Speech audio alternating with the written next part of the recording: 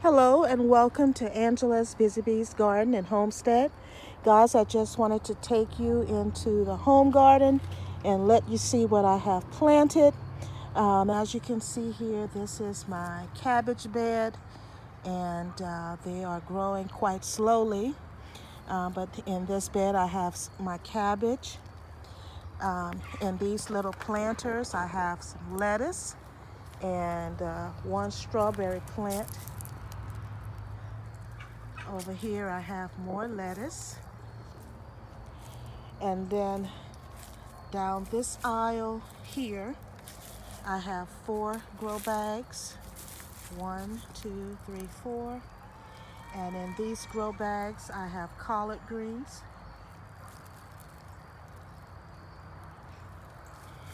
And on this row, with the pots, I have mustard greens. These are just recently sowed, I would say about maybe a week ago. Here are more mustard greens.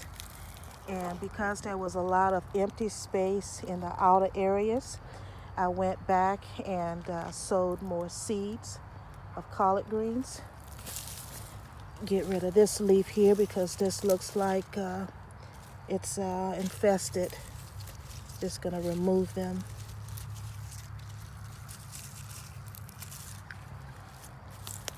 Over here are more mustard greens. I also sowed seeds for mustard greens in here as well. And as you can see, they are slowly coming up. And over in this container, I have some basil. And I need to harvest from this basil and also take some cuttings so that I can grow basil over the winter inside or in the greenhouse. Here's some more collard greens here. And in the raised bed here, in this first one, I have more cabbage.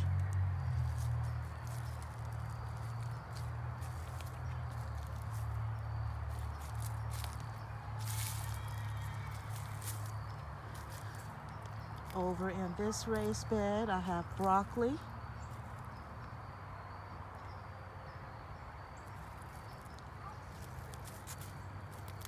Over in this raised bed, I have more collard greens.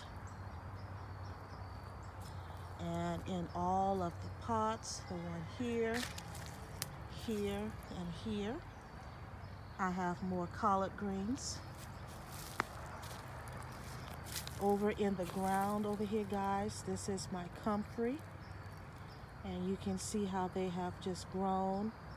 I purchased one piece from Diva Jones 03, and from that one piece, this is all that I divided it into like 10 pieces.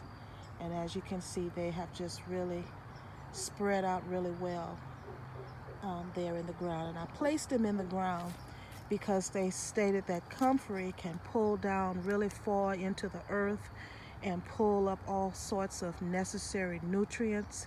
So I didn't want to place it into a container where it would be restricted, but to place it in the ground where it can go as deep as it needs to.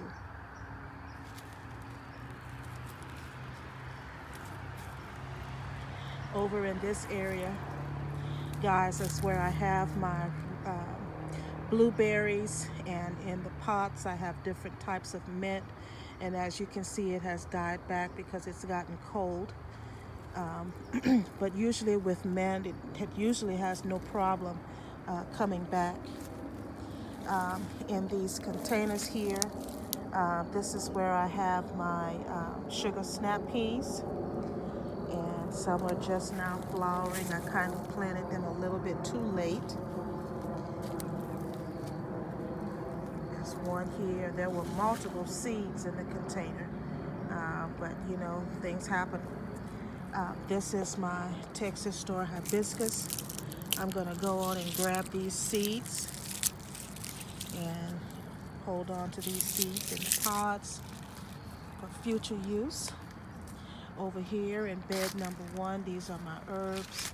Still haven't gotten around to cleaning out this bed, but I will get to it hopefully this weekend. I keep saying that, but I need to go on and do it.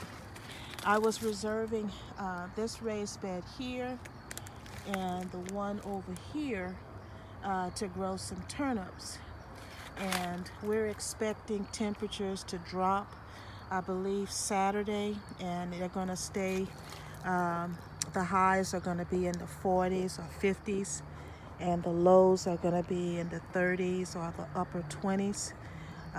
So I'm thinking it may be too late to plant turnips, but what I'm going to be doing is trying to cover up a lot of these raised beds and some of these, the mustards and the collards in containers, so as to try to protect it, even though they are pretty much cold tolerant, but sometimes the frost can damage the leaves, and I have not had a single harvest from any of these plantings as of yet. So I'm probably going to get some PVC pipe to create some hoops and then cover the raised beds with plastic. But just the other day I shared with you what I had growing on my balcony, and today's video is to let you see what I have growing in the home garden. The market garden needs a lot of work. It's a lot of grass that have grown in the raised beds and also in the aisles. So I'll be taking my time throughout the fall and over winter in addressing those issues in the market garden, you know, a little at a time. But just wanted to come on and let you see how things are looking in the home garden. I have several peppers in pots that I'm going to bring into the greenhouse to see if I can overwinter them. But the mustards are coming, the collards are coming, but as I've stated, I've not had a harvest as of yet.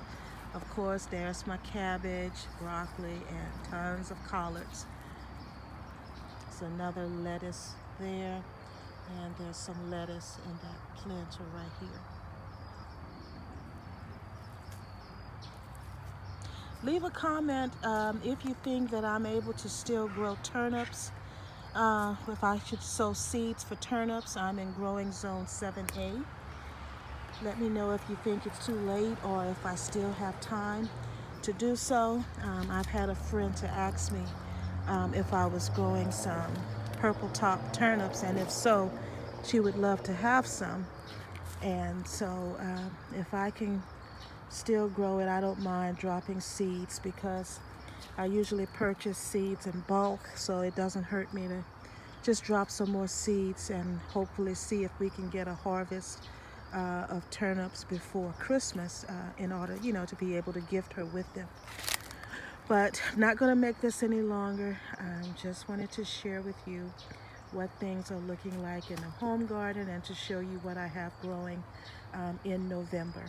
Thank you so much for joining me. I hope that you all are well. God bless. Bye-bye.